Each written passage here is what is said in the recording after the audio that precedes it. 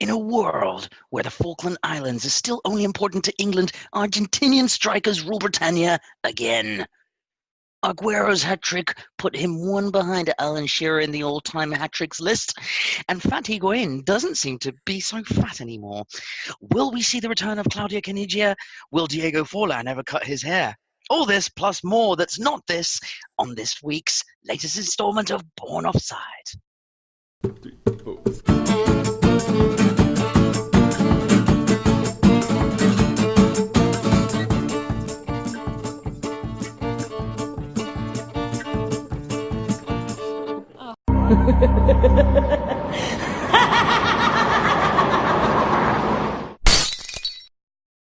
Welcome everybody to another episode of Born Offside. We welcome you to this wonderful, momentous occasion, which is Wednesday night.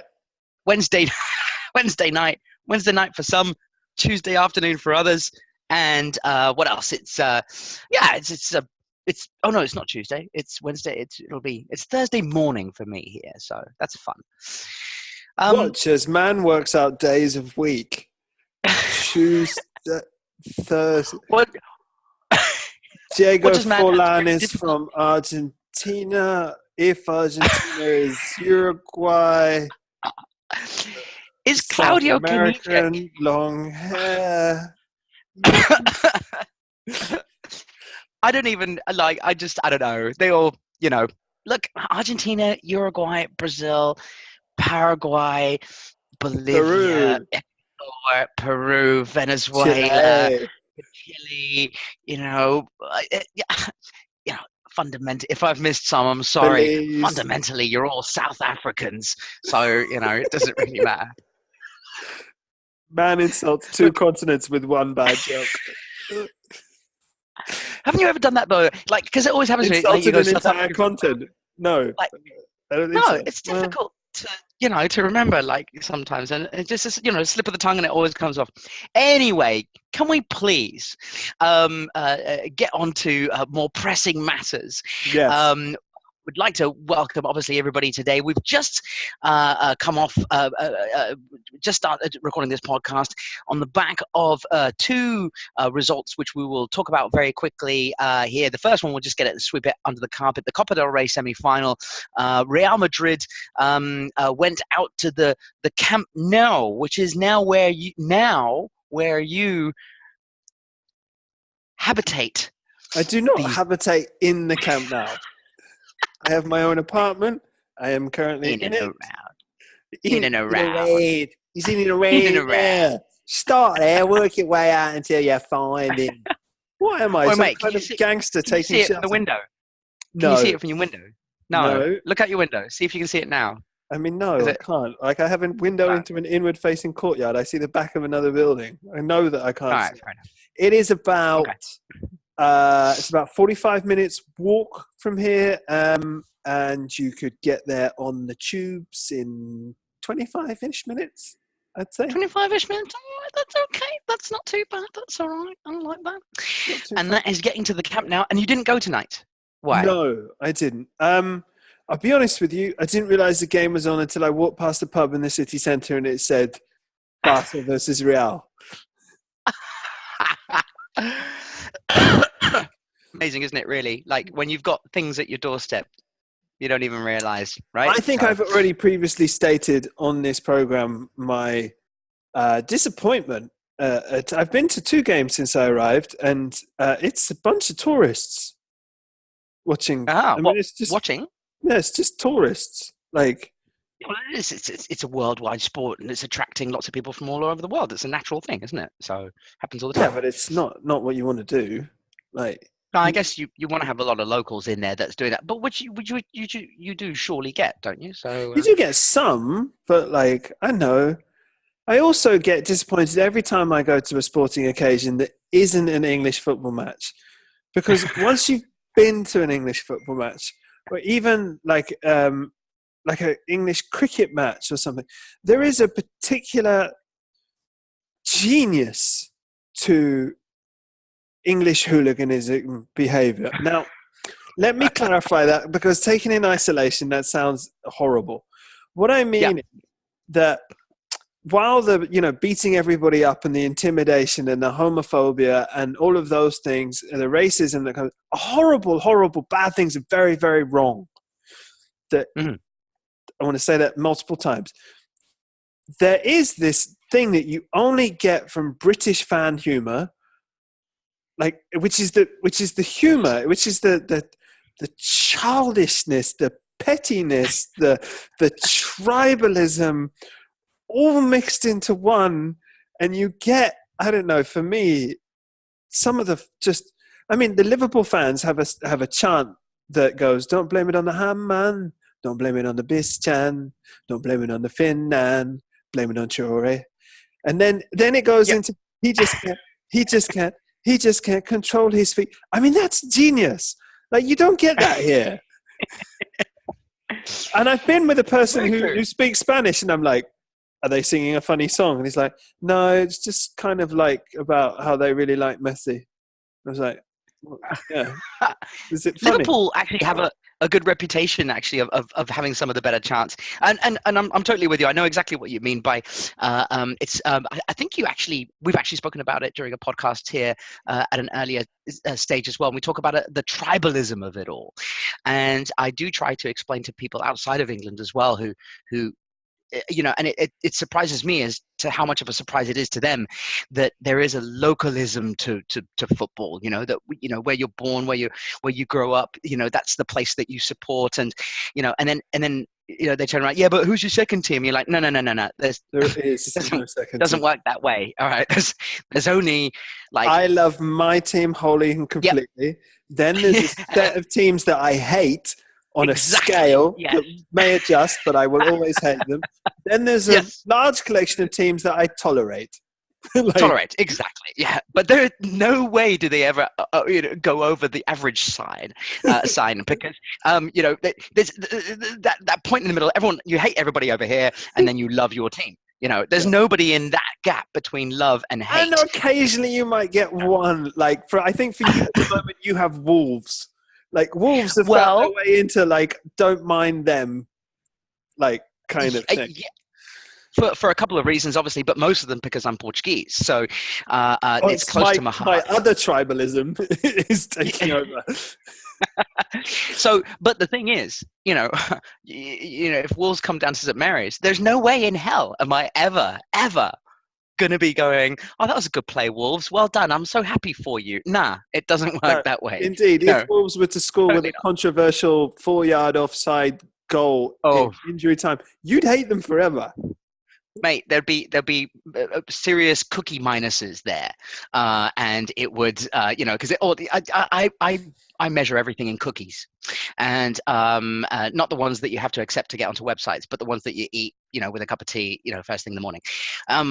But basically, you know, you gain cookies over a period of time if you hire a whole heap of Portuguese football players and a Portuguese manager. Jason has 2 children. This is why he thinks in cookies. Cookies are important. Then basically they become, you know, a good team for you, mate. But yeah, no, talking about the chance thing, for example, you know, with the Liverpool one, I always remember when Peter Crouch was there. He's big, he's red, his feet stick out the bed. Peter Crouch. You know, you don't get that anywhere else. You don't, you know, and it's good fun. It's but yes, it does sometimes, you know, go over the other side, and it can become a little bit ugly. But you know what I mean, you can't have, sometimes you do have to feel that you can't have one without the other, and as long as people are mature about it and understand that these kind of chants are not fully intended to really, well, no, they are intended actually to be quite mean and nasty towards people sometimes, then you get on with it. Speaking of getting on with it, mate, do you want me to actually talk about the actual game, though? Because you did raise it, right? Because it, like, yes, please. Yeah. Very quickly, let's just, of course, the other one is Real Betis against Valencia, isn't it? It's the other semi-final, which will be on tomorrow. But the first leg of the first semi-final here at the Camp Nou. Yep, fire away. Go for it.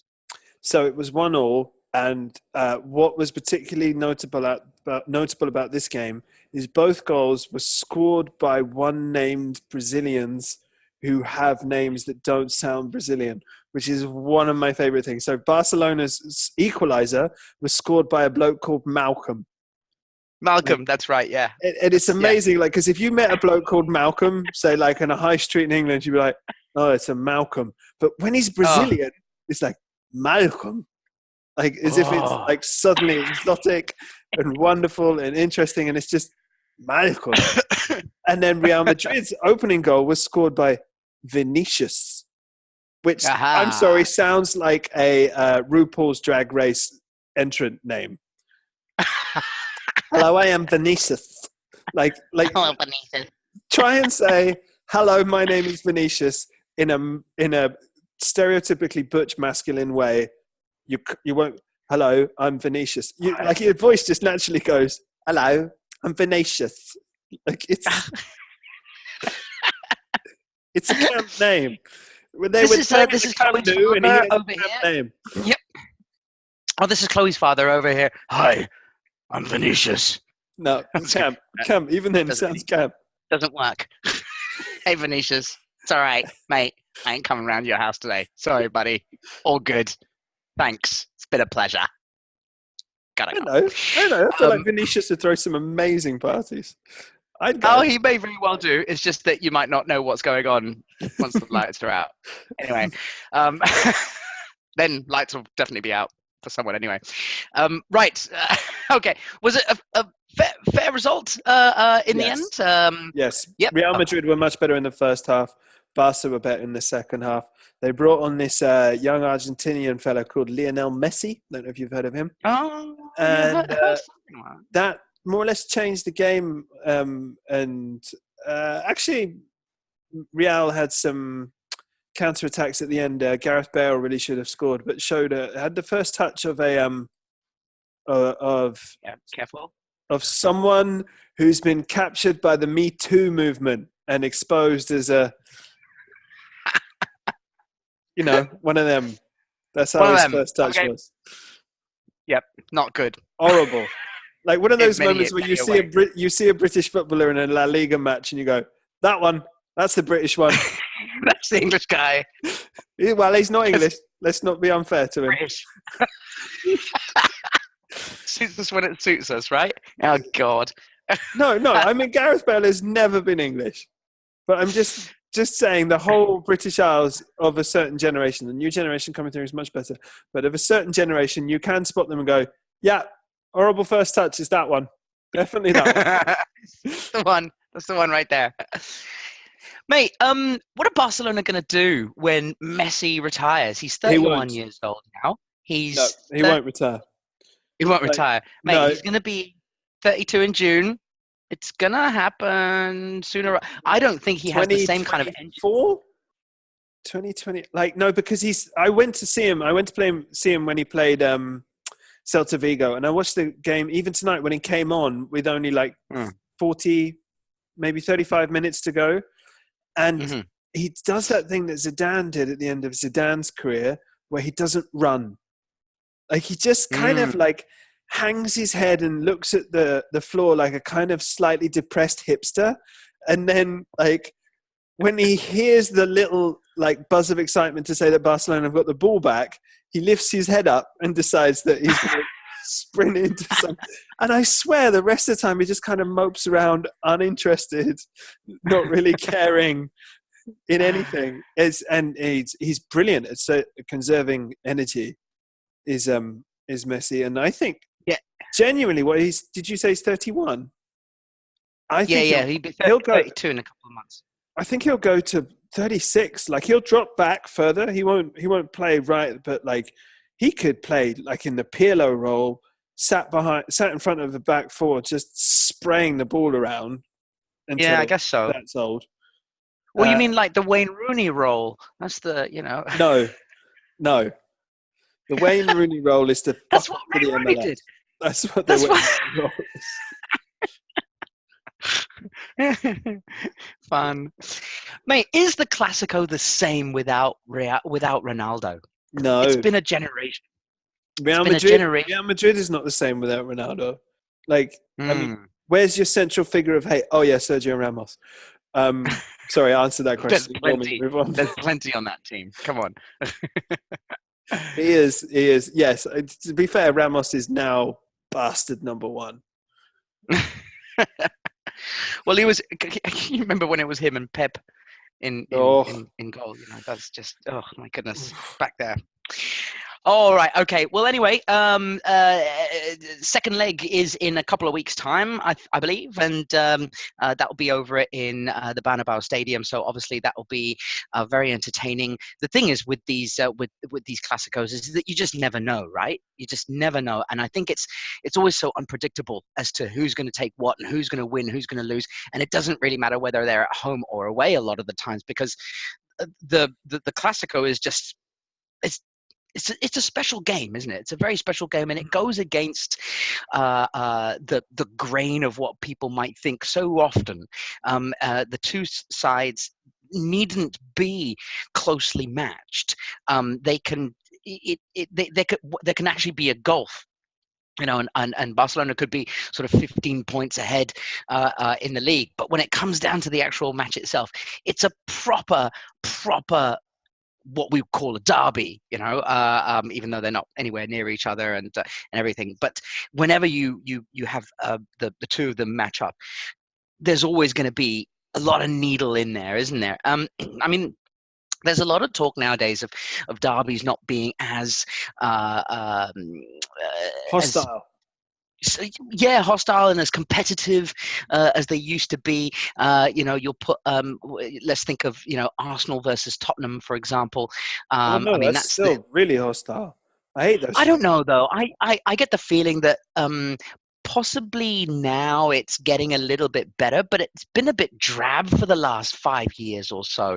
Certainly since I think at the beginning of the Premier League, those I mean, without any fear of sounding like I'm getting old or anything, but the Tony Adams periods, the Sol Campbell periods, all these, I think in those times, there was something more vociferal about the crowd, and there was. I know what you're saying, and I did happen to rewatch the other day. Do you remember the Ruud van Nistelrooy versus Martin Keown affair? How can you forget? It's amazing. Yes. What a delicious moment in history, ladies and gentlemen. For those of you who are not aware of it, Ruud van Nistelrooy was a very, very talented Dutch footballer who played for Dutchland and Manchester United and later Real Madrid.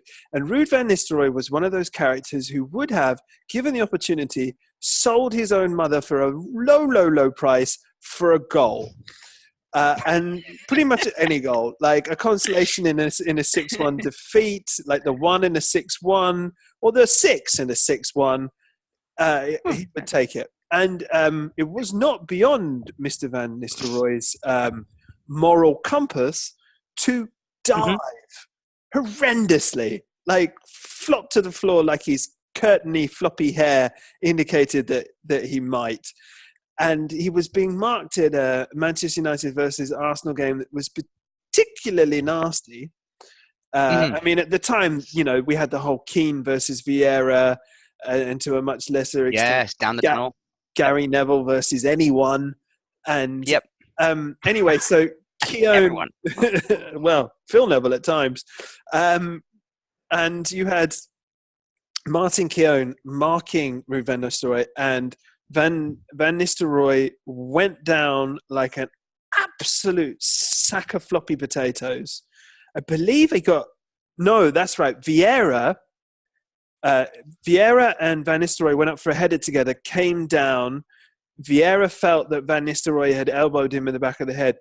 Vieira lashed out at Van Nistelrooy with his foot, almost like David Beckham did when during the France 98 last 16 match with Argentina where Simeone goes down. But the difference being that Beckham made contact with Simeone. Vieira, although it's a clear lashing out, it's worse than Beckham's kick on the floor. He doesn't make contact with Van Nistelrooy. He misses him by a foot. But Van Nistelrooy goes down anyway. You can almost see him go, their Arsenal club captain and talisman has kicked out at me. Oh, he's missed. I'll go down anyway. Yeah. Down they go. And Vieira gets sent off. And the Arsenal players go nuts. Like, full on livid.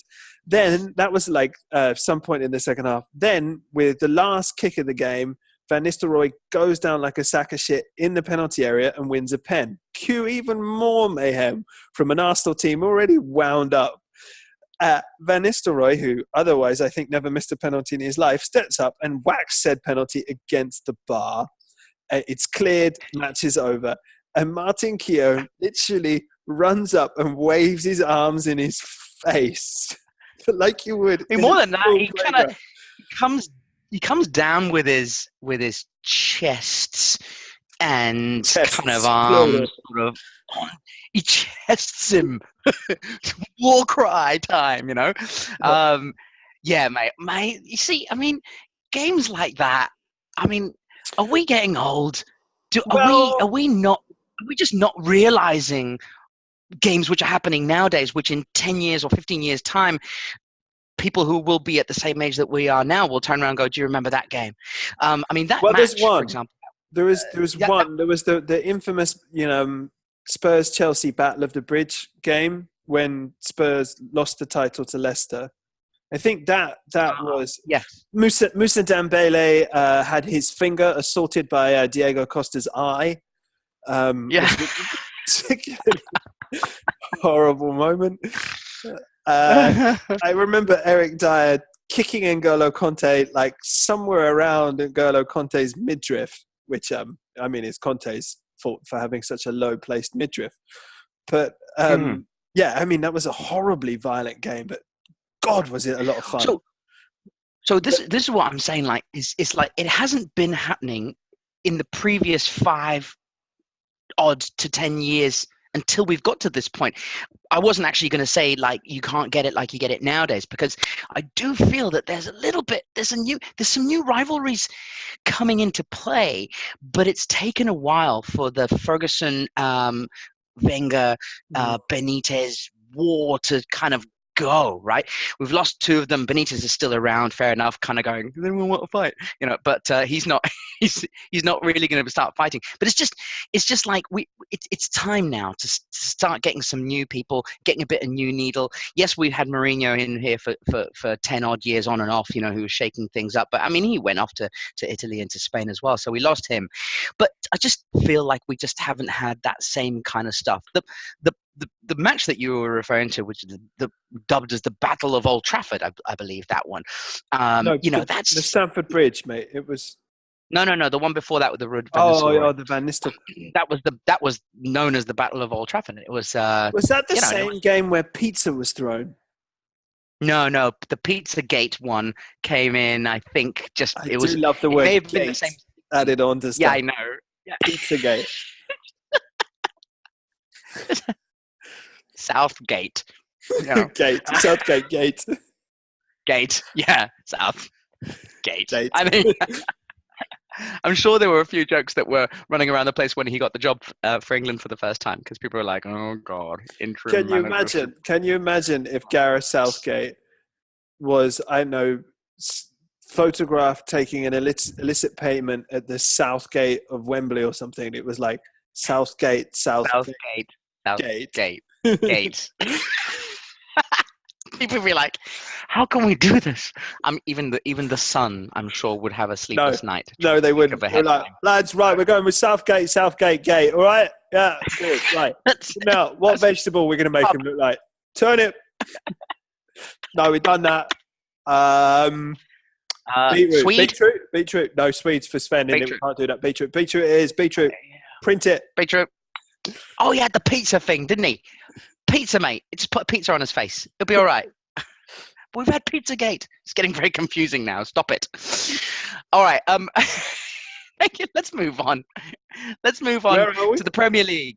Let's finish. Oh, Needle. No, I had one more thing to say about Needle, because we were talking about and rivalries and something. Shoot. And I'm talking now about Monday night's game. Manuel Pellegrini goes. He only has a little bit of a sly dig at Jurgen Klopp, doesn't he, after the game? Did you hear that? Yeah. He was not a happy bunny, was he? But he mentioned something along those lines beforehand, isn't it? That Klopp is used to winning with offsides now. Yeah, but for a game like he's talking about Dortmund versus Malaga, when Dortmund scored that last minute, I mean, I think the 9th minute of extra time winner when there's 4 guys offside. And like Pellegringo's has clearly been waiting like all this time. For this like, moment. Yeah, well, he likes offside goals, doesn't he? Ooh, hello. Oh, sweetheart, calm down. That was only, a decade ago? Like, when was that game? Oh God, it would have been a while. It would have been a while ago. Yes, yeah. Mate, it's funny, isn't it? Like, because Klopp's easy to dislike, isn't he? It was 2013. 6 years. Okay, so not 6 years ago. Pellegrini's 6 years ago. Pellegrino's has been saving up all that hatred and waiting to get it out. Written it down. And then Divock Origi goes through on goal. He's thinking to himself, well, at least I'll be able to get that insult out. And then and then he fluffs it. Surprise, dear Mort. Pellegrino's used it already and kept his point. I think he was all right. There you go. I didn't expect that of Pellegrino, actually, to be honest. Of all managers, you would have thought a Warnock's would be there, or I don't know, someone who, I don't know. I'm waiting for the next Premier League manager to crack. I think it's going to be Silva, but we'll get onto that in a second, actually, with Everton and with everything that's going on over there, because he looks like a bedraggled man, whatever the word is. Looks like not a bedazzled. Not positive. It's negative. He's been dragged through the mud or whatever. Bejazzled. Anyway, he's all over the shopsties, and he's not having a good and merry time. Mate, let's start just very quickly with Manchester City, because obviously they've just come off the back of a 2-0 win at David Silva. Sorry, at Monsieur Le Silva's. Yes, too many Silvers. It's just not happening. At Goodison Park. Mm-hmm. And a win that takes Manchester City back to the top of the Premier League for the first time since early December, I believe. I think it was December 2nd, December something like that. But yes, takes them back up. It's been 2 months since they were top of the league. It's weird, isn't it? Because we've been talking so much about Liverpool winning the league now. But Manchester City back on top, goal difference, admittedly with Liverpool still with a game in hand. So if they win their game in hand, then they'll be back up to a 3-point lead. But at the moment, they're both on 62 points, tied for the lead. A 2-0 win for Manchester City. Goals from Laporte and Baby Jesus. Indeed. As well. Yes. Title race is over. It's done. I'm sorry. It's done. Like, Liverpool had their chance to go, 10 points clear if they beat City, or stay 7 points clear, and then they had the chance to go 7 points. I mean, if they'd won against West Ham and against Leicester, not a difficult ask for a team that wants to win the Premier League, they would now be 6 points clear with a game in hand. But as it is, they're behind on goal difference, all right, with a game in hand. So I don't know. I almost feel like Liverpool don't deserve to win it, given the chances that they were given. Okay, it's difficult to go to City and win, but I think they fluffed it. Yeah, and the manner of the goal as well was not good as well. The one against West Ham, the free kick. I mean, it's the kind of free kick that, like, you try on a Sunday league match, and it can catch people off guard or whatever. But finishing from that position is never easy. But these guys are pros, and you got to be able to pick up Antonio when he's in a position like that, and he is easy everybody. I mean, he's not a little fella, is he, Antonio? He's not David Silva like sneaking around the back with like a dubious haircut. He's a large unit. Is Michail Antonio? It's very true, very true. Mate, I think I'm with you. Actually, I think it's. But we've said it. We said it at the beginning. Manchester City to win this title. They're gonna win it.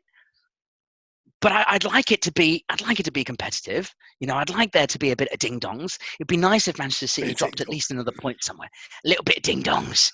Get in there. It'd be nice to see Klopp and Guardiola going at it for whatever reason. But they don't have to give us a bit of needle. Other, though. They don't have to play each other anymore, though, do they? For the league, they've done their duties, so they're not gonna. Yeah. Well, unless they meet in the Champions League, that's interesting as well because City have a much easier game in the Champions League. Like they've got Schalke. I think we've previously discussed how that's already over. Like, yep, pretty much. That's done. But Liverpool have the Munchens. Yes, that'll be a great match. It will. I mean, I fancy Munich really for that one. I don't fancy Liverpool. I really don't. Especially the way that they're playing at the moment. Liverpool are just, I mean, a lot has got to be said about the fact that they're still top of the table and they'll still be 3 points clear top of the table in February, playing badly. But they need to start playing well again. If that's the case, it's almost like they've lost their attacking flair. You know, that beautiful attacking flair that they had last year of the triumphant Salah, Mane, and Bobby. Beautiful teeth. Bobby Firmino has gone off the boil. I think Salah was a little off at the beginning of the season. I think Mane's been good all year, and I don't think it's coincidence that he scored the 2 goals in those games where they did pick up a point. I think Mane's on form, but Bobby Firmino's not quite sure what I thought against West Ham he was poor. Well, and Liverpool have been playing without a striker all season as well, isn't it? It's funny how so many people sort of say you have to have a focal point, you have to have a striker. Gone are the days where you had 2 strikers, right? Watford started that this season with 2 strikers up front, but that didn't last very long, and everybody was like, "Yay, a return to the old times of having 2 strikers up front." Then it went very quickly back to 1 striker, but Liverpool have done it, with Divock Origi on the bench, none of those 3 are considered to be out-and-out strikers, are they? They're all winger, cross-come number 10s, possibly false 9s. None of them are Higuains or Agueros. They're just not in there at all. So interesting. How did you? I forgot about him. Yeah, forgot about him because he's bloody injured all the time, isn't he? Right, mate. Let's get on with this.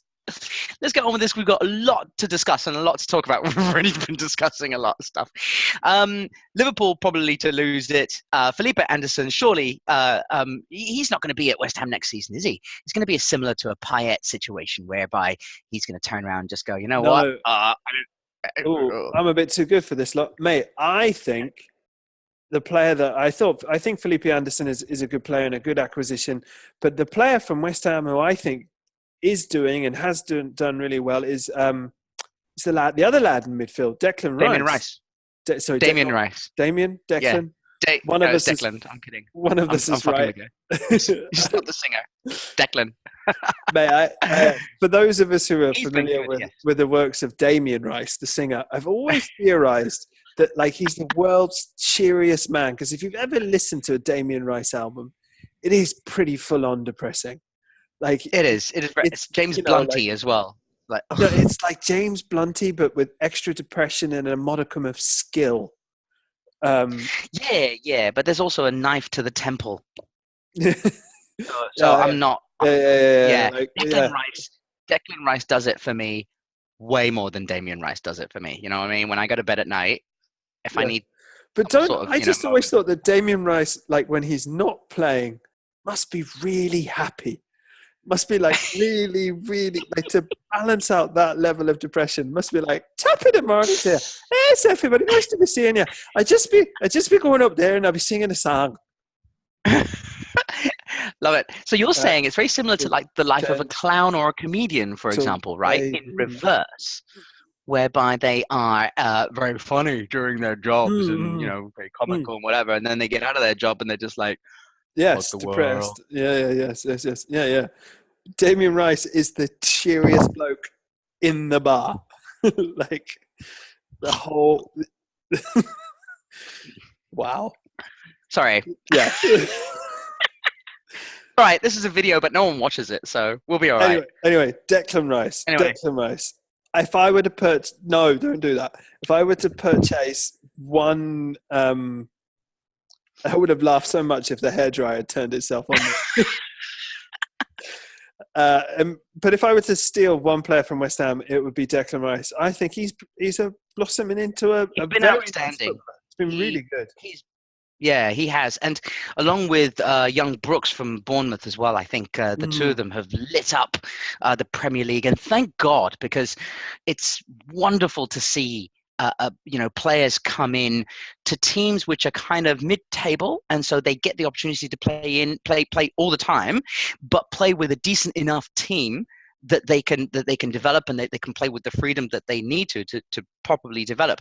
I think when young players like this go to teams which are top six, often like Hudson-Odoi and Foden and all these, they don't get enough game time, and when they go down to the bottom and they're playing right down at the bottom, but they never really get to show their full potential because they're fighting so hard to try and get the ball all the time. If they're strikers, they barely get a shot on goal.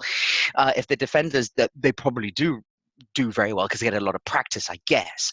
But it's good to see these young players coming through, and Southampton have got a couple of their own coming through as well through the wings. So it'll be very interesting to see how they get along. Obafemi is a young 18-year-old striker who's coming in. Unfortunately picked up a hamstring injury recently, but he's got it. He's got it. Attention to the running order for a minute, and we're talking about Southampton's up and coming young players. We're totally out. We're totally out. That's Mate, not written down here anywhere. Look, let's finish off and then have a little bit of a break by talking about the fact that this is this a three-legged title race, mate? Is this a three? I know what you're going to say. You're going to keep going. Well, you're going to keep going on with that whole kind of no, it's not, so that you don't, it's clearly not. Cow yourself in disappointment towards the end. But mate, it's not. Just speaking of teams who are doing badly, yet still able to grind out the results. We're talking about that with Liverpool. Yeah. I mean, Spurs are right there. They haven't got no Ali, they've got no Kane, they've had no signings in both windows. Son has been away for a whole month. You were in second just a couple of days ago. You're still in third. You're still within touching distance. You are still completely mathematically able to win this Premier League title. No, we're not in it. And I'll tell you for why. Shall I tell you for why? Okay. Because we're 6 points behind, right? 6 points behind. How many games have Liverpool lost this year? 1. How many have Manchester City lost over the last 2 years? 5. Yeah. Like, we require both of them, right? No, so no. I'm honestly, I'm being realistic here. For Tottenham for Tottenham to win the title, we have to go to the Emirates and win. We have to, not the Emirates. Where is it? Man City play? Wherever the city. Etihad. Etihad. Sorry, we have to go to the Etihad and win. We have to go to Anfield and win, and hope that doable. I'm sorry, but when was the last time we went to either place and won? I don't think we've won at Anfield in something like 20 years. It was United. Sorry. We beat City under Pellegrinos. And I mean, I remember Eriksen scored on his birthday, but I want to say that's 4 years ago. But I don't think we've won at Anfield in something like 20 years or something ridiculous. We could go there and get a result, but to go to both of them and win in both places, and even then, in the case of Liverpool, we have to hope that they mess up another game more than we do. So we practically have to win close to every game left for the rest of the season, and do so with Kane out for another month or so and Dele out for another 2 weeks on top of that. Come on, it's just not going to happen. Like, and I get upset about it because people build Tottenham up into being that, and then when we get within 7 points of City rather than 6, it'll be Tottenham have bottled that. They've absolutely bottled it. They've taken their negative net spend of 20 million over the last 5 years. I don't know if you've seen this stat that's been flashing around. There's it's a really good stat. So if you took Tottenham Hotspur's wage bill and I saw this actually, doubled the salary of every single player on the team, like even George, Kevin, and Kudu, you double his salary, and you'd still be 700 grand a week short of what City pay their team. I think it's even. Isn't there a number of extra players they can buy or something? You'd have to buy 7 players on 100 grand a week to get to where City are. So that's double Dele, double Eriksen, double Hugo Lloris, all of them big players, double their salaries, and we're still 700 grand a week short of what City pay their team. Mate, so, there's one word for that. There's one word. Money. Stability.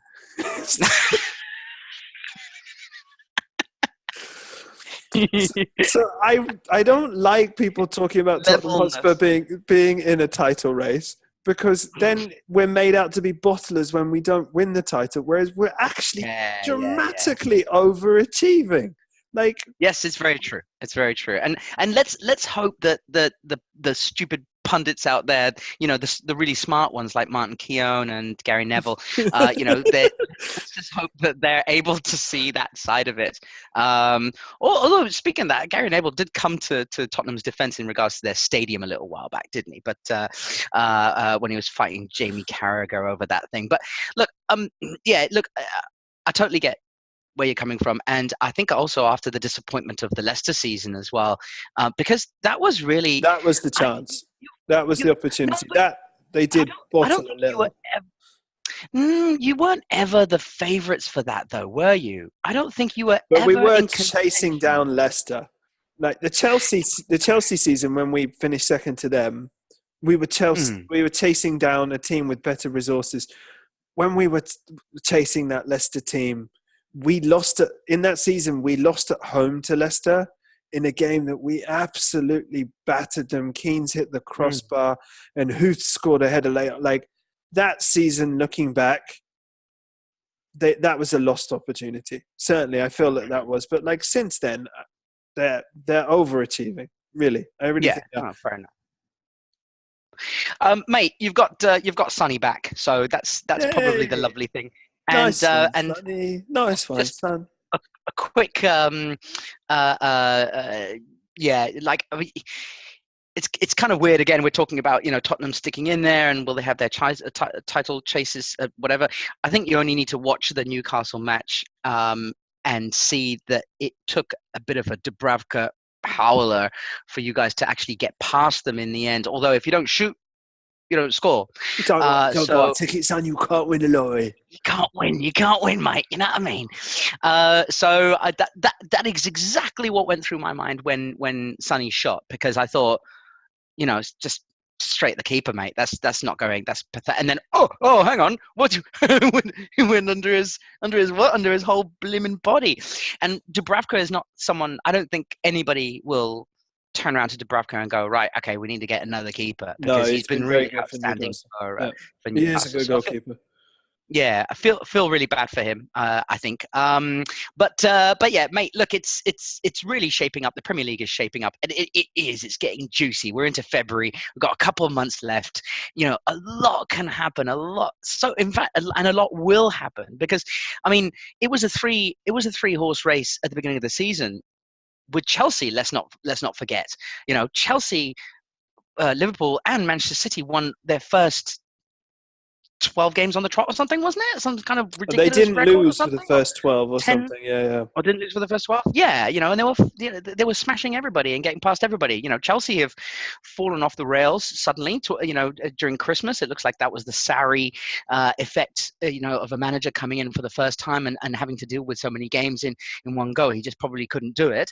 But mate, let's take a small break and let's come back and talk about Chelsea a little bit, and talk about how right we were about the fattest, Higuainist Argentine ever to grace the Premier League.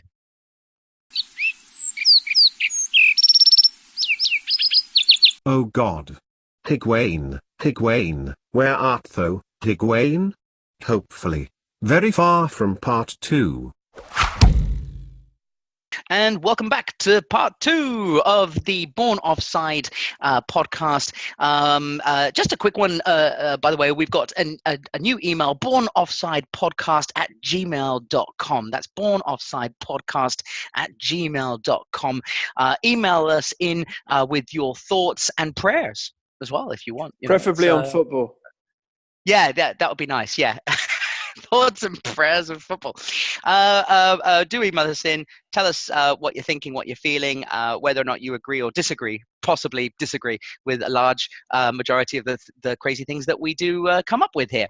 Follow us as well on Twitter, and of course, listen to our podcast on any of the platforms that you wish to do so on. Mate, let's move on to the Champions League spots. And very quickly, let's move on to Chelsea. Chelsea last weekend smashed Huddersfield to one side, 5-0. Mate, Higuain, what a player, man. We were saying it, in the last couple of podcasts, how unbelievable this guy is. Goal after goal, record after record, slim, trim, getting into it. This guy is sex on wheels to women all over the world, and some men, whatever's your preference. I don't care, dogs, whatever. But he is literally proving us completely right, is he not? Yeah, I mean, yeah, he's just living up to his reputation given to him by me, unto him, that he's a flat track bully who scores goals against Huddersfield. And that's what he did. Sorry, he's still fat. They were energizing about him on Match of the Day. It was amazing to hear them. His movement was exceptional, and finally Hazard has somebody to link up with, and this guy's finishing is unbelievable. I mean, admittedly, there were two very nice goals. One smashed into the top corner near post. Keeper could have done better, I guess. But the second one he took very, very nicely. Ball came to him from Kante touch, which I thought was played a little bit too far behind him, yet he still managed to sort of curl it and made it 4 or 5. I think I can't quite remember at that time. But you're standing by it, are you? Flat track bully. Yeah. Yep. Fat right. Flat track bully. Fat flat track bully. Just call him fat track bully. That's it. The fat track bully. You got him, the fat track bully. You've done it again, mate. It's very good. Against Huddersfield, you got yourself a brace. So it's interesting to see it. Lots of people are now saying that he's going to take this on to new levels, new heights. You don't believe so, do you?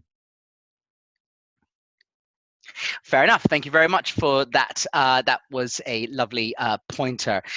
Chelsea, of course, have got a big match this weekend, and I guess, and a lot of people have been talking about that as well. Higuain comes in. His first game was against Bournemouth, and he really didn't do very well, did he? But then, bang, comes over here, scores 2 against Huddersfield in a 5-0 win. Now, on the weekend, they're going to have to go up to the Etihad and play Manchester City. I guess this is where we will find out his true worth, won't we? Yeah, no, it'll be rubbish. I think given that game that City and Chelsea had earlier in the season, I think that City will want a little bit of the old revenge, and I fully expect them to actually quite tonk Chelsea, if I'm being honest. Yeah. Because I'm going to now use my tactical master brain, tell you how you beat Chelsea. Are you ready? Just put a man on Jorginho. Could it possibly be that simple? Yes, it's that simple. No, wait. Sarri ball. There must be something else. What am I overlooking here? No, you just put a man on Jorginho. Any man? Yeah, it doesn't matter. Just put whoever. Doesn't matter. Jorginho. Okay, I've got it. Could a man mark Jorginho? Game over. Exactly. You got it. You got it, and that's amazing. You should really be distributing this information through to all Premier League managers out there and European managers, whoever's facing Chelsea in the European Cup. I think it's Malmo. Jorginho, it's unbelievable. It's like Sarri. Sarri has been coming out saying that he was very happy because they played his way against Huddersfield, which is through Jorginho. That's through Jorginho, basically.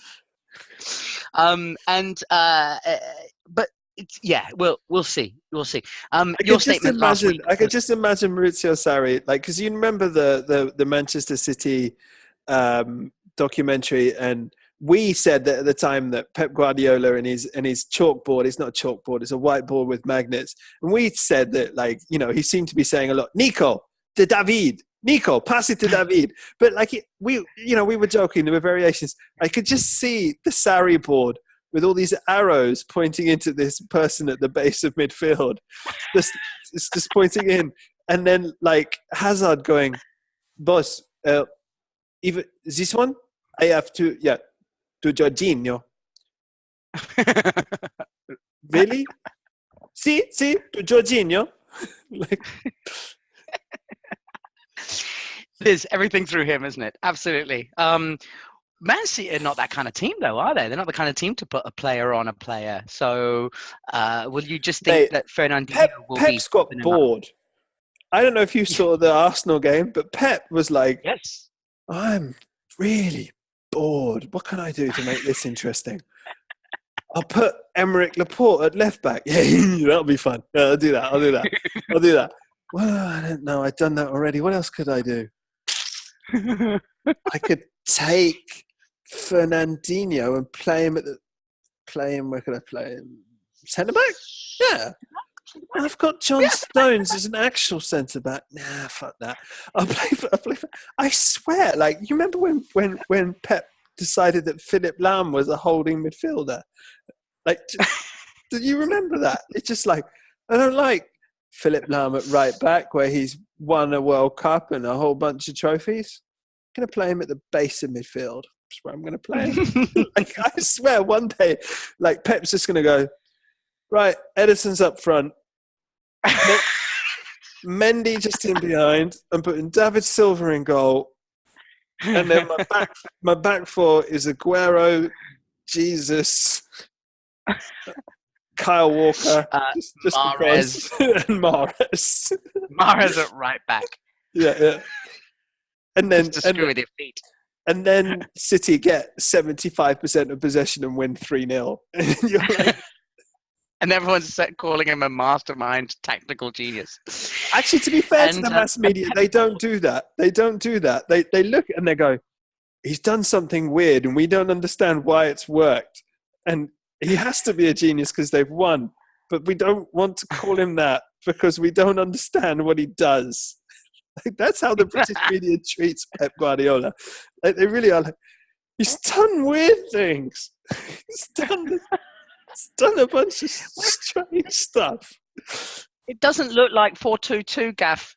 Like I don't get it. 4-4-2. Sorry, mate. I can't even say it.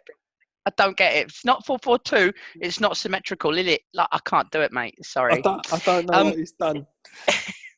It's so true, isn't it? It's. I think a lot of people have tried to dissect it. It's not only the British mass media. It's people all around the world, right? What is it that makes these teams that he's got so special?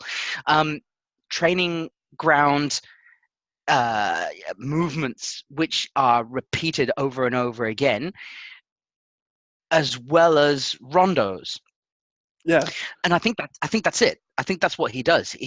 There's a certain amount of tactical moves. For example, here's a classic one, the one that Liverpool do all the bloody time. Knock it into the to the front two, or front any of the front three. Let them hold it up, and then knock it back to Shaqiri. Shaqiri whack it across field to Trent Alexander-Arnold or whoever it is on the wing, who knocks it back in across the 6-yard box for Mane to tap in. All right, that is a training ground move which they practice. City do a lot of the same. City do a lot of pull it back to the kind of and Tottenham have theirs as well. Tottenham have this move that they do endlessly where Eriksen gets the ball kind of between the edge of the 18-yard box and the top of the D that's attached to the 18-yard box, and he just puts it up to the back post where Dele Alli hits it in. Dele Alli. Yep. He does it again and again and again and again, and and City, I think Aguero's hat-trick that he scored against Arsenal was from a cumulative 7 yards. The goals that he scored, they weren't very far away. And it seems quite clear that that's the goal that Pep wants to score. He doesn't want screamers from 35 yards. He doesn't want header from corners. I want tap-ins for Sergio that have been played to him by Leroy or Raheem. That's all I want. And I'm not going to be happy until I have a game with 6 of those. That's all I want. And the move has to start from Ederson. It has to start. That's how it has to start, from Ederson. The whole principle or the idea of starting the move from Ederson is perfect. I can imagine just what he's saying to his players when they're in training.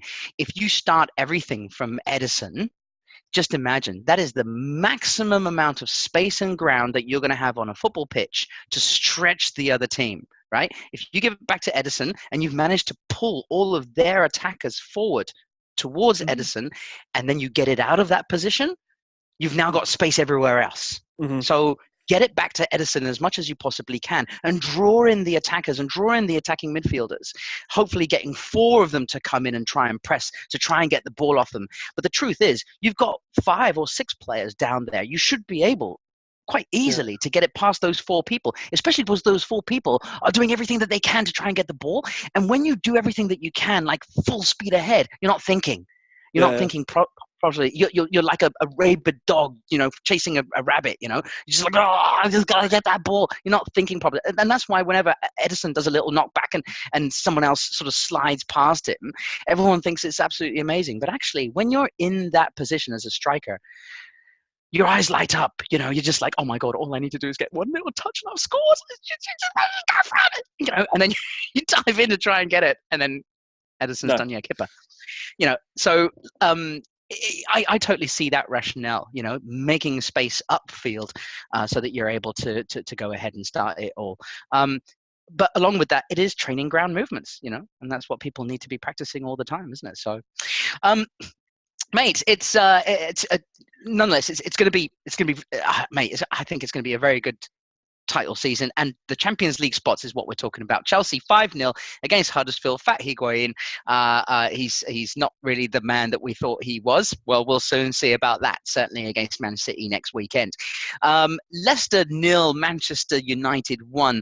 The silky, sulky train rolls on. And mate, there's been a lot of talk this week once again from both camps, hasn't there? There's been talk that Solly's got it already. There've been messages from inside Old Trafford saying that apparently he's already been given the job.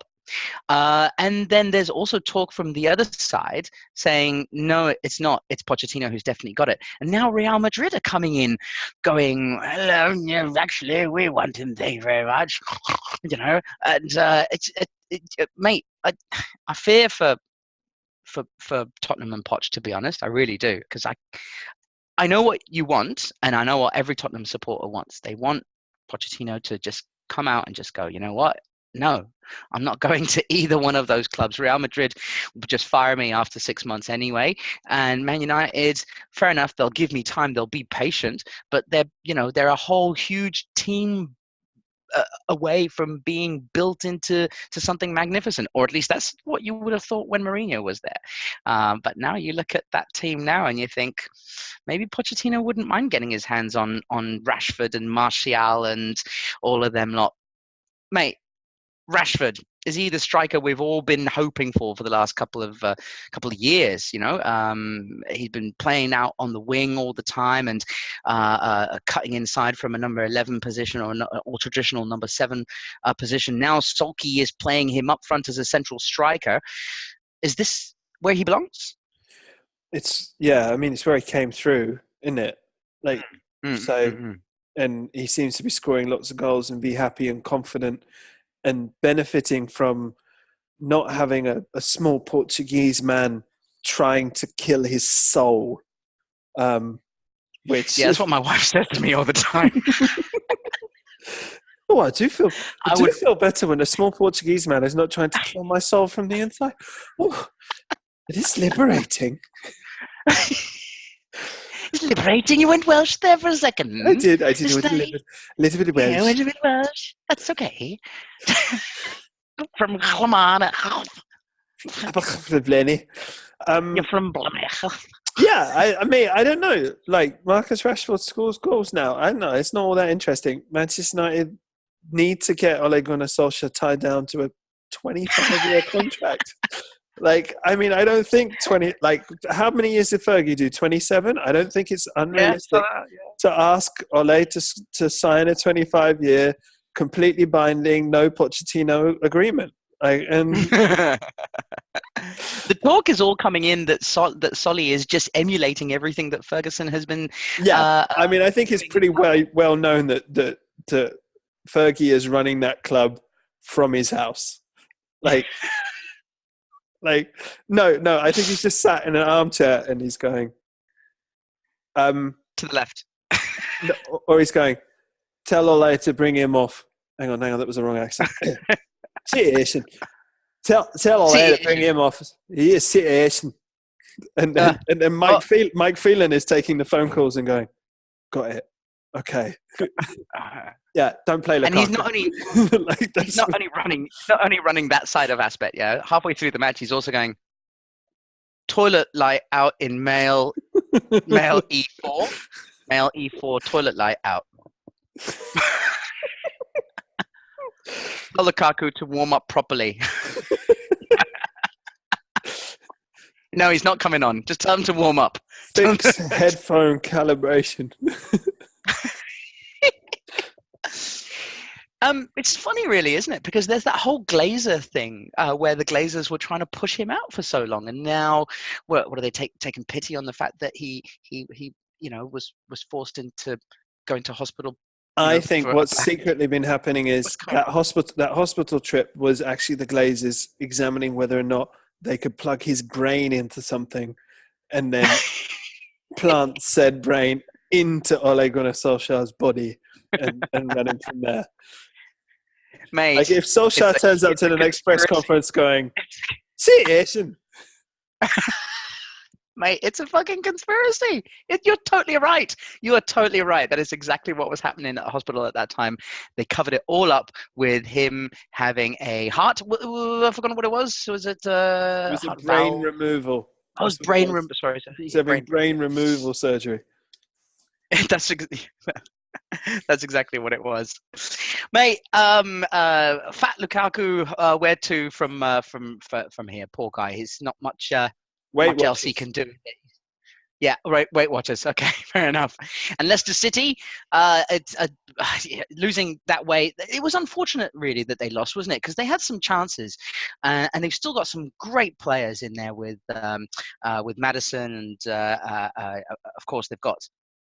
Is Fuchs still there? Love him. Love a bit of Fuchs. Yeah. With obviously with Vardy and with Pereira, and they got a lot of creative attacking movement up front, and they were a bit unlucky to lose 1-0, weren't they, against Man United? But that's the way the cookie crumbles, isn't it? Mate, move on to the relegations. Beautiful. Let's go. Let's take a quick break and move on to the relegations. Relegation. 7 nations. Relegations. They're going down. They're going down. All the way down, to Kingston Town. I wish these two would go down somewhere and not come back. I might celebrate that. Welcome back to part 3. The relegation doggy fight at the bottom. Maybe imagine like 6 or 7 dogs, all of them on the young side, fighting down at a dell somewhere. You throw a cookie up What's into Adele the air. got to do with it? Adele is like is like the little Oh, I thought area. you with meant grass Adele. Like Adele. No. Well, we someone could throw Adele in like there. you. That like Hey, Adele. I'm not that mean, you know. I would throw Adele into the middle of 6 dogs and see what happens. Like If- cover her in bacon. If the And then see- 7 teams fighting relegation at the bottom of the Premier League are dogs, then Yep. Neil Warnock's Cardiff City are one of those super shaggy, like Dulux dog things that you don't really know where the head is. Okay, who's the pit bull terrier? Who's the pit bull? No, hang on, that's Neil Warnock. Yeah, that's Neil Warnock. And then Fulham are like a really, really pretty dog that's totally useless. Like, you know, like a beagle. Like, looks great, utterly insane. That's Fulham. That's Fulham. All right, okay. Who's like? Hang on a second. We've got bottom of the table at the moment. It's Huddersfield. So Huddersfield are the desperately sad dog that's been hit by 3 cars and left to die by the side of the road. Right, a Dachshund maybe. It doesn't matter. It's just been battered. Any dog, take your pick. All right. Yeah. Cardiff are the pit bulls. A mangled pit bull with only one eye. Fulham are a nutty beagle. Who's next? Give me my next one. Burnley are next. Oh, Burnley are like they're like a pug. Like, a pug. Yeah, right, like, sounds good. You know, wily and hanging in there, but like, you know, scratchy voiced. No one really likes them. No. Next. Nope. All right, okay. Southampton, mate. Southampton are next, and I think they should just be a German Shepherd, of course, because they've got, you know. Yes, but a German Shepherd that's been hanging around for quite a while, and you're kind of surprised it hasn't died, but it's still there, and like every year you're like, oh, still alive. Yeah, but still dangerous. Thank you very much. Still dangerous. Yeah. I mean, if you did get the wrong end of it, it might just be able to do you a little bit of damage, but mate. Newcastle is actually, it's not a dog. It's it's some kind of beast, like, and you're not quite sure what it is, like, and like, you know, you only see it in glimpses up on some mountain, and it's cold and weird and fair enough, depressing. And there's only 2 more that are really involved in the relegation fight, and that's Crystal Palace and Brighton. So would you Crystal Palace are a greyhound. It's a greyhound. A greyhound. It's a greyhound that runs around the track from London, South London. Greyhound runs around a lot. Loves it. Loves a little dig on the dogs. Lovely. Old man Brighton? for an owner. Old man Roy with it down with the dogs. Right. That's what Crystal Palace are. Brighton are the world's most dull dog. Like, Chihuahua? Dog. No, Chihuahuas are feisty, and like, no, this is just a really, really boring dog that you don't hate because it doesn't cause any problems. And like, and you know, at doggy daycare, it just kind of politely goes off and sits in the corner and doesn't say or do much or anything. And at the end of the day, you go, I actually like that dog. That's what Brighton are. And I can't even tell you what kind of dog it is because I can't remember because it's so boring.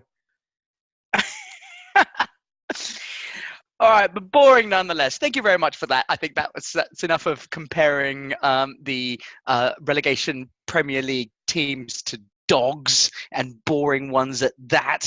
Some of them being violent. But yeah, we've got we do have a relegation fight this year, and what a scrap it is, really, because you probably could quite easily say that it goes all the way down to from 20th up to 13th, where Brighton are on 27 points. I know that from a Southampton perspective, of course, obviously we were really hoping and looking to try to get into that sort of mid-table obscurity kind of area. But the truth is, it's taken a little bit longer, and the fact that there's been no signings this January window as well for Southampton has come as a little bit of a surprise, a little bit of a shock to Southampton supporters everywhere. So we'll have to see how that one sort of comes along. But mate, we'll go over them very, very quickly. Over the weekend, Burnley won, Southampton won. I'm not entirely sure if you saw this one or not, but my unbiased view of this is the ref basically cheated Southampton. And that's my unbiased view. And I think that it's quite simple. Southampton dominated the first 60 minutes. Admittedly, they sat back too soon. I think that was the issue. They needed to still try to hit them on the break between the 70th and 80th minutes, but they didn't. From the 70th minute onwards, they just sat back and tried to hold on for the 24 minutes that was remaining, because there was 4 minutes of extra time. And mate, it was a penalty that, in my view, was not a penalty. Hello. Sorry. Wait. Still talking. Mate, I never fall asleep during your Tottenham escapades. Give me my 2 seconds on Southampton. Tottenham are relevant, mate. Anyway, go on. Oi! We might be relegated, mate, and that would be relevant. So, you would never see me again. I know. But it was a relegation fight, and it was a 6-pointer that ended up in 1 point each. So that's not a 6-pointer in the end, is it? It's just a 2-pointer. 2-pointer. Yeah. Mate, the other game that happened, there was 2 other sort of relegation matches that happened. Crystal Palace 2, Fulham 0. Big disappointment for Fulham after scoring 4 last week. I think they're done. They're done? That's it for Fulham? Done. I mean, Huddersfield are done. I think Fulham are increasingly looking done. And I think you've actually only got one spot left open. And it's, honestly, I think it's Cardiff or Newcastle. Really? You don't think Burnley are going to be sucked into it? No, Burnley have started to win games. Ever since they dropped Joe Hart, like Sean Dyche has gone, Funny that. Hang on. What's happening here? Jesus, how does that man make it through the day talking like that? I don't know. They just do it like that. What about when he's in training? Does it? I don't know. God, I don't even want to try and test my voice to see if I can do. Mate, I'm not sure I would ever play for Burnley if Dyche was there, simply because of that. Mate, he's going to have to change his voice on the training ground, otherwise no go. Sorry, you can't talk to me like that. You can't talk to me like that. What's he said? No, it's not what he said. It's the way he said it. How he said it. Yes. With that voice. Do you know those whistles that they blow to attract ducks so they can shoot them? Could he not just put the whistle in front of him like this? And then he'd have a normal person's voice. Exactly. All right, Doris. How's it going? Oh, Sean. Yeah, you sound normal. Ever since I got this duck whistle. Mate, what about Brighton, though? I mean, they're on a shit run of form, aren't they? They're doing really badly. Yeah, they could. It's just that with Fulham and Huddersfield, I think, being set adrift, it means it's one spot. And I think I guess Brighton do really well at home. Like, they've turned over like Manchester United at home. I think they'll be okay. And then I think it's like, honestly, I think it's Cardiff and Newcastle. Palace have got Michy Batshuayi, and Palace are far too good to be down there. And then Southampton now are a properly run team. Yeah, for me it's Cardiff or Newcastle. It's Cardiff or Newcastle. Okay, fair enough. Probably Cardiff as well. Probably more likely to be Cardiff. It's we've been sort of anticipating it all season long anyway. So it would be pretty crazy if they didn't. Half of me wants them to stay up a little bit, because I feel as though Neil Warnock is good value for money. Well, we haven't seen the full Warnock package yet this season, have we? He peaked very early with his life wasn't in danger, so it wasn't a red card. Well, apart from that, everything has been a bit drab with him. His Brexit opinions were a lot of fun. Yeah, that's true. I just feel like he's got one more level to get to, you know. Yes, and I'd like to see him get to it. So so that would be very nice to have a look. Mate, they did really well for what was an emotional match, of course, with everything that's been happening with Salah. 2-0 victory over Bournemouth. And mate, you called it with Bournemouth. They played, they put 4 past Chelsea. And last week you said, they always do badly after a good result. And there you go. There you go. They did it. No David Brooks, admittedly, for this one. But still, nonetheless, they've got enough quality to be able to get a much better result than that against Cardiff. Do you think the state and the emotion of the whole stadium and everything got the better of them? Or do you think that Possibly. I think Bournemouth are well coached, but not I don't think their players are all that good, really. Mm-hmm. I think Cardiff are, physically, their strengths are Bournemouth's weaknesses, and the other way around. And I just think that they had that little extra level of desire to win it. And in a way, I'm glad they did, because I think Neil Warnock is genuinely torn up about the whole Salah thing. I think he genuinely thinks that a little bit of if I hadn't signed him, he wouldn't have had to take that flight type thing. So I think obviously though it's weird. It's not his fault. I think he kind of does seem to blame himself a little bit, and I feel for him, even though he is Neil Warnock. Well, you saw his you saw his interview after the match. I think even on Match of the Day. I don't remember Match of the Day or whether it's just on the BBC or whatever. But he was genuinely close to tears at the end there, unless that was fake.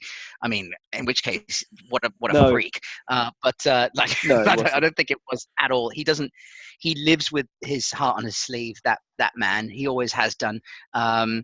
It's a great game, and it was a very enjoyable football match, that, so I loved it.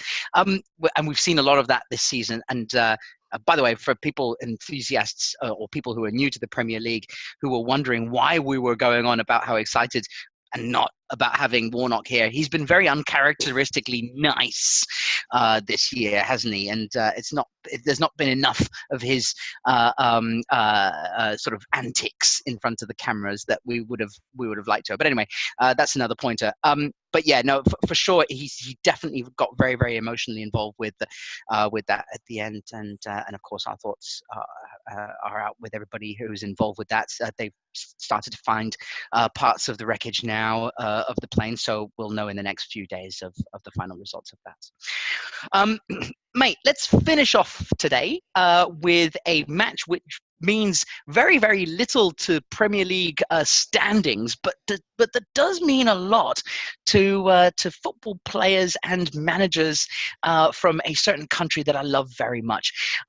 Everton played against Wolves over on the weekend up at Goodison Park. It was it was the Battle of the Portugueses, and there was Nuno Spirito, the Spirit of the Saints, Nuno on one side, and Silva, the David Bush, not the David, sorry, the Mark Bush. Marcus Bush, yes, on the other side, and mate, Wolves spanked them.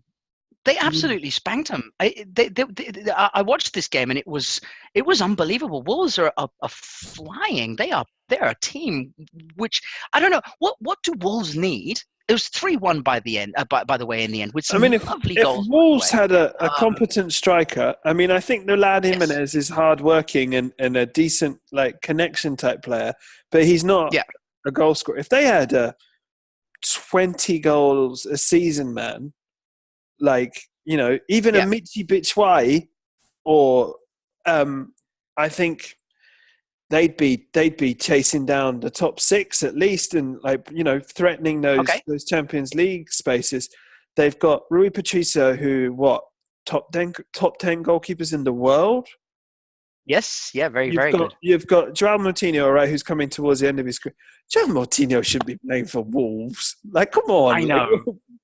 Neves is a Champions League level player, and they've got the right back is pretty decent, and Diogo Jota, who's on one side, and he's all right. I'm not convinced about him, but if they had with Gibbs White coming through, and if they had like a proper strike, if they had Stevie Bull, can they get Stevie Bull? Like, how old is he? Get him back, get him out of retirement, get him up front. I think they'd be a proper team. Mate, where would they be in the table? Let's just say, where would they be in the table if they had Sergio Aguero on their team? Fifth. Fifth? Okay. Yeah. Stevie Bull's 53, by the way. So, damn. Didn't they? How about that Japanese guy who's just signed a 1-year extension at the age of 50 for his team? You hear about that? Yes, I did. I don't think that's the lad they want. I think they should. The thing about that Japanese fella is that that story keeps coming around every year. You know, it's like it's been going on now for about 10 years now. They've been going, oh, he's 43 and he's getting offences. Right? Oh, he's 44 now. It's now 51. It's getting a bit old. The story's getting old. I don't like what you've done there. Mate. With Sergio Aguero in the form that he's in at the moment, because he blew a bit hot and cold when Guardiola first came in and seemed to sideline him and say, "That's not the way that I want you to be playing." Now suddenly he's coming into his own and he's scoring and playing unbelievably well. With him in there, you think the Wolves would be fifth? Wow. Okay. Mm-hmm. I think they need. So, what would they need more on top of that to be challenging for the title, apart from a Sergio Aguero? Because that means they still. I don't fancy their back two, like their centre backs. Like Willy Bolly. You don't fancy Willy Bolly. Willy can't do that to him. I can. No. I can and I have. No, you can't. Willy Bolly. Willy Bolly. Willy Bolly. No, bastard. No, I'm sorry. All right. I don't think Willy Bolly's quite there. Doherty has come out strong, hasn't he? He's done pretty well. Yeah, there you go. But no. That's what I think anyway. Okay. All right. A wonderful match at Goodison. Mate, we'll wrap up with the Andre Gomez goal, which I thought was very, very nice. He's really starting to come in for Everton. And if anything, if anybody's going to save Silva's job, it's probably going to be him, isn't it? They need him to come in strong. They need him to really start firing on all cylinders, and they need him to start doing well. Tonight, obviously, was another loss, but admittedly to Man City, so that's sort of understandable. But they need to start doing something more about what's going on. Otherwise, would you say that Silva's head is the next one to be on the chop? You have to be alarmed by the fact that Marco Silva comes in, does really well, then does really badly. Like, that's kind of the thing. It does really, really well, then he does very, very badly. Like, he wins something like, I think his win percentage is like close to 50% in his first 10 and close to 10% in his second, and then at Watford it was close to 50% in his first 15 games, and then close to 10% in his. And it's the same now at Everton. I don't think it's quite as bad as 10%, but it's bad, and I think they've had a huge net spend, and he probably has to watch his back. Right. I mean, this year alone, apart from wins against Bournemouth and Lincoln City in the third round of the FA Cup, everything else has been, defeats this year. They did beat Huddersfield as well, but that's no great feat, is it really? So they're just this team of sudden inconsistency at the moment. Are all fingers going to be blamed at pointing at Silva for this, or can we say that there have been players that individually that have let him down on the pitch? Well, Tosin's been rubbish. Fair enough. But he has. Yep.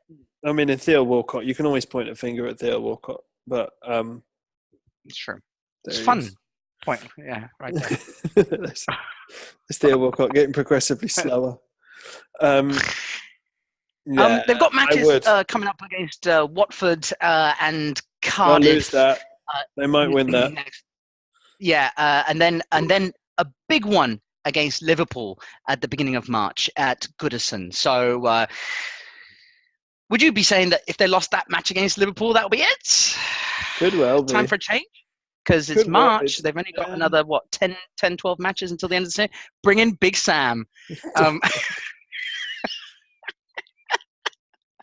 They did it last season. They'll do it again. No, I mean, they're in no danger of getting relegated. No, let's not do that.